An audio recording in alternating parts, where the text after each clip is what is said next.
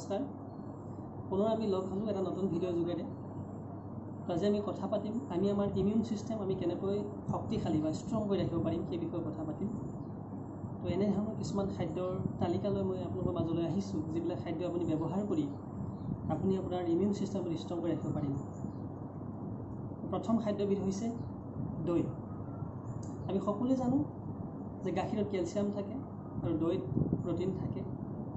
আৰু এই দৈত কোটি কোটি এনেকুৱা বেক্টেৰিয়া থাকে যিবিলাক বেক্টেৰিয়াই আমাৰ হজম শক্তি ভাল কৰি ৰখাত সহায় কৰে আৰু যদি আমাৰ হজম শক্তি ভাল হয় তেতিয়াহ'লে আপোনাৰ দেহৰ পৰা যিবিলাক লেতেৰা সেইবিলাক খুব সুন্দৰকৈ আপোনাৰ ডিটক্সিফাই হ'ব আৰু যদি আপোনাৰ সেই শৰীৰটো যদি আপোনাৰ চাফা হৈ থাকে ভিতৰটো যদি আপোনাৰ চাফা হয় তেতিয়াহ'লে আপোনাৰ শৰীৰটো আপোনাৰ শক্তিশালী সবল হৈ থাকিব পাৰে ইংৰাজীত খুব সুন্দৰ এষাৰি বাক্য আছে highly clean body is equal to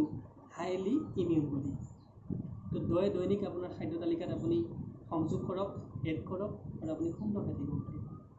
2 number যিবিধ খাদ্য হৈছে সেইবিধ হৈছে গাজৰে আমাৰ চকুৰ জ্যোতি অটুট ৰখাত সহায় কৰে আৰু ই আমাৰ ছাল আৰু দাঁতৰ বাবেও বহু উপকাৰী হয় গতিকে আপুনি দৈনিক গাজৰ খোৱা অভ্যাস কৰক আৰু আপুনি সুস্থ হৈ থাকক ইয়াৰ পিছৰ যিবিধ খাদ্য হৈছে সেইবিধ হৈছে কমলা বুলি ক'লে আমাৰ জিভাৰ পানী পৰে মেক্সিমাম লোকে খাই ভাল পায় কমলা আৰু এই কমলা যদি আমি ব্যৱহাৰ কৰিব পাৰোঁ তেতিয়াহ'লে আমাৰ ৰক্ত সঞ্চালন বৃদ্ধি কৰে আৰু এই কমলাই দেহৰ প্ৰতিটো অংশলৈ আমাৰ ৰক্ত সঞ্চালিত হোৱাত সহায় কৰে ইয়াৰ উপৰি কমলাই আমাৰ হৃদযন্ত্ৰৰ ক্ৰিয়া সুন্দৰকৈ কৰি ৰখাটো সহায় কৰে তো আপুনি কমলা ব্যৱহাৰ কৰক আৰু আপুনি নিৰোগী হৈ থাকক ইয়াৰ পিছতে আমি আৰু এবিধ খাদ্য তালিকাৰ কথা বা খাদ্যৰ কথা আমি জানিব লাগিব সেইবিধ হৈছে বিলাহী খায়ো আমি বহু লোকে ভাল পাওঁ এটা নিৰ্দিষ্ট বতৰতে বিলাহী পোৱা যায় তো আজিকালি আমি পোৱা হৈছোঁ এই বিলাহী যদি আমি দৈনিক খোৱাৰ অভ্যাস কৰিব পাৰোঁ তেতিয়াহ'লে আমি বিভিন্ন বেমাৰৰ পৰা হাত সাৰি ৰাখিব পাৰিম আৰু আমি আমাৰ ইমিউন ছিষ্টেমটো আমি ষ্ট্ৰং কৰি ৰাখিব পাৰিম বিলাহীত প্ৰচুৰ পৰিমাণে ভিটামিন এ আৰু চি পোৱা যায় তো আমাৰ ডক্টৰসকলেও কৈ আছে যে আপুনি প্ৰচুৰ পৰিমাণে ভিটামিন এ আৰু চি থকা খাদ্য আপুনি গ্ৰহণ কৰক কৰোণাৰ পৰা বাচি থাকক তো বিলাহী ব্যৱহাৰ কৰক আৰু বজাৰত যিবিলাক আমাৰ এণ্টি এজিং যিবিলাক ক্ৰীম আছে সেই ক্ৰীমবিলাকতো আমাৰ বিলাহীৰ মিশ্ৰণ কিছুমান সংযোগ কৰা থাকে বা মিহলোৱা কৰা থাকে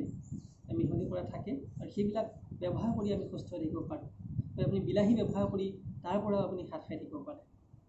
ইয়াৰ পিছতে আমি সকলোৱে জানো পালেং শাক আমি ব্যৱহাৰ কৰিলে পালেঙত প্ৰচুৰ পৰিমাণে জিংক পোৱা যায় আৰু এই পালেং শাক ব্যৱহাৰ কৰি আপুনি কৰোণা ভাইৰাছৰ পৰা আপুনি বাচি থাকিব পাৰে ইয়াৰ পৰা বিভিন্ন খাদ্য আছে সেইবিলাকৰ বিষয়ে আমি সুন্দৰকৈ জানো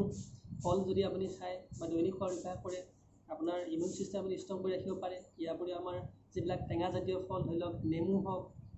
বা যিবিলাক বেলেগ বেলেগ টেঙা আছে সেইবিলাক আপুনি ব্যৱহাৰ কৰিব পাৰে জলকীয়া আপুনি ব্যৱহাৰ কৰিব পাৰে বন্ধাকবি ফুলকবি